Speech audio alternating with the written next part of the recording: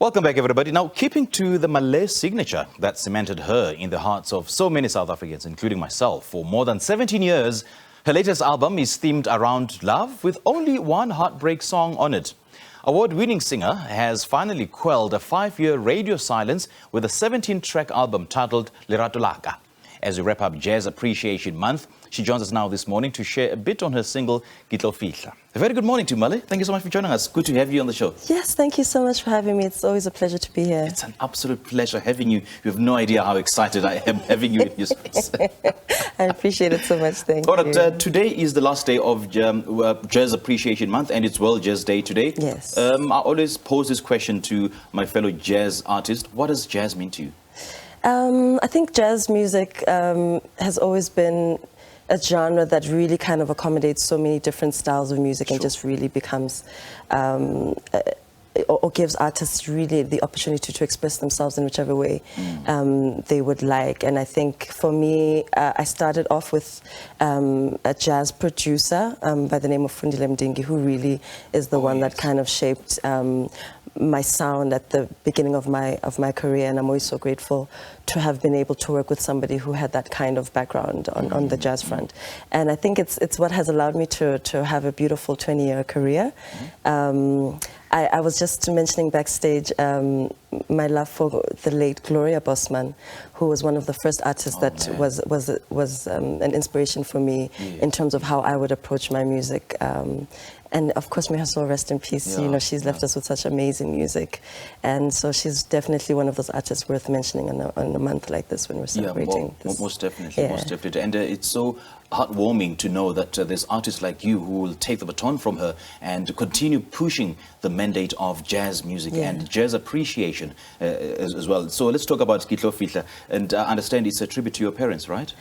So Tlo Fihla, first of all, the album itself had the picture of my parents' wedding day, because of the fact that they've celebrated almost 46 years of marriage this year.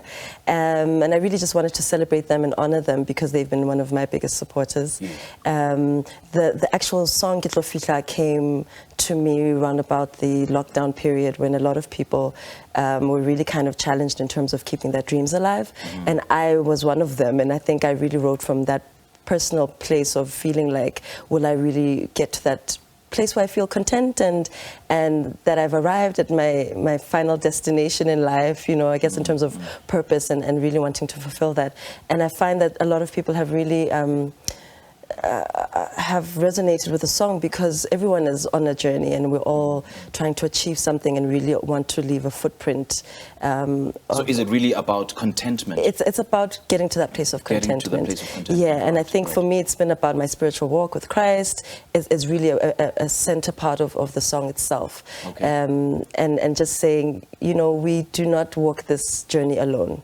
There is our maker and our creator who helps us to finally get to that place. Yeah, I mean, I get the sense that this song is deeply personal, but obviously one person out there can resonate with this song one way or the other. So who is it aimed at? Who did you write this song for? I wrote it for everybody who's a dreamer, everybody who visualizes themselves succeeding in their lives and really wanting to leave a legacy. And I think it's really for everybody who wants to make a success out of life, you know, and that's why it's so heartwarming for me to see so many people react to the song in this way. And it was produced by Goldsmith, eh? Yes, so I worked with the amazing Goldsmith. Just take us through how the song was put together and the whole creative process of putting it together. So Goldsmith on the beat, as he goes on social media, is actually a Nigerian producer from Port Harcourt, Nigeria.